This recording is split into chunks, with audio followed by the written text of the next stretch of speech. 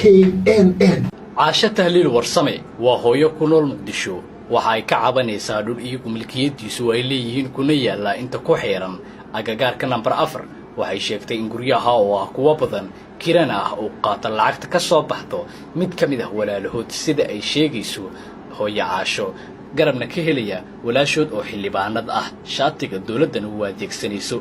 hooyo caasho tahliil ayaa sidoo kale sheegtay in ilmaha uu ka tagay aabahood ay yihiin kuwa badan kuwa iskugu jira yaryar iyo waaweyn waxayna intaa ku sii dartay in dhammaantood aysan helin dhaxalka aabahood uga dhintay sidaa daraaddeedna uu qaato mid ka mid ah walaalahood inaan ahay qof dhibane ah anigoo ah caasho tahliil warsame waxaan u sheegayaa idaacadda iyo dawladda iyo dadweynahoo dhanba inaan dhibane ahay oo xoolihii aabbahay uu ka dhintay in aniga markaan maanta raadsan maagay xoolahaagii soo dhacso aan maagay in ubax tahliil warsame oo walaashay iga yar ah inay shaatigii dawladda ay ii gashatay ay tiri anigoo xildhibaanada ayaa xoolahaas hortaagan oo siinaya muuse tahliil warsame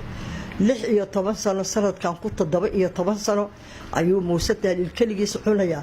waxaana ka soo baxda kilo $120,000 alyeris halkii sano $120,000 ayuu kaligiis qaataa maanta markaan maagna inaan ka soo dhacsanana waxaa koosgareeyay inay diido ubax tahliil ayaa tiri anigaa shaatiga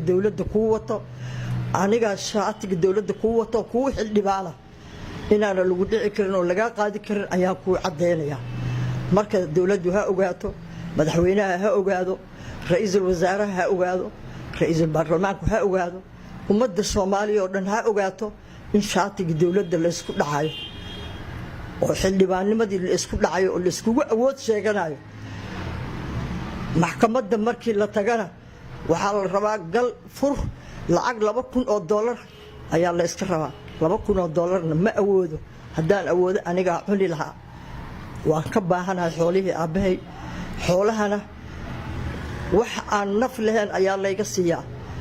ha ahaatee lacagta majoritigeeda waxay ka soo baxdaa baqaayada fatxi ilaa spare partiska u dambeeya ayay ka soo baxdaa maanta markaan u dagaalamay ayaan orday oon maagay inaan dacwoodo oo lacagtii soo dhacsadana naagtaas hor istaagtay ubax tahliil warsame la yiraahdo shaatiga qarannimo iyo xildhibaannimo ayay igu awood sheegatay haddii awood dawladda awood ilaahay baa la bini aadan awood ma leh hadday dawladdu og tahayna waxay ka qaban kartaa ka qabato haddaysan ogeynna haddaan ogeysiinayaa wax ka qabato waan dhacanahay waan u baahanahay xoolahayga xooluhu waa kala baran yihiin annaga iska leh aabbahay tahliil warsamaa ka dhintay mar alla markaa xoolihii waxa lagala siiyay la yiraahdana annaga ma lihina dad kale allaha la yiraahdo asagaana qaata lacagta muuse tahliil waxaana awooddaas u yeelay shaatiga xildhibaannimada qaranka tirada guryaha waa badan yihiin aad bay u badan yihiin caruurtu waa badan yihiin agoon baa nagu jirta kuwa iska cararay oo iska qaxay oo ceer Kanada ka qaataa ku jira oo maanta hadday yimaadaan shaatiga xildhibaannimada ka soo horeey oo aan isaga mid ka nahay oo aan ka baahanahay waxa ka mid ah run tahliil waxa ka mid ah cusub tahliil waxa ka mid ah deeqa tahliil waxa ka mid ah farxiyo cumar oo walaalkeen naga wada weyn curadka aabbahay uu dhalay oo dhintay oo intaas oo sano mootan oo lagu dilay Muqdisho ilmihiisa ay jooga agoonta aan agoon wax dhaamin ilaa nin iyo xoolihiisa waa israacaan xoolihii abday baabeen aabahood xoolihii awowgood ay dhaxal ku leeyihiin waa meyd duuga maanta markay u yimaadeen ayagina waa ila joogaan hadda shaatiga xildhibaannimada annaga dhanalo ayaa noogu awood sheegtay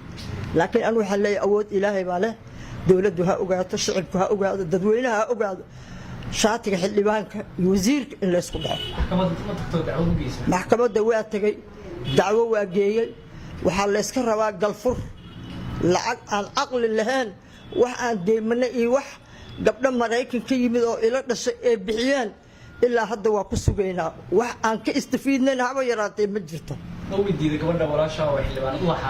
ma weydiin waxaanan u weydiinaynin waa naag xildhibaanada inta tagay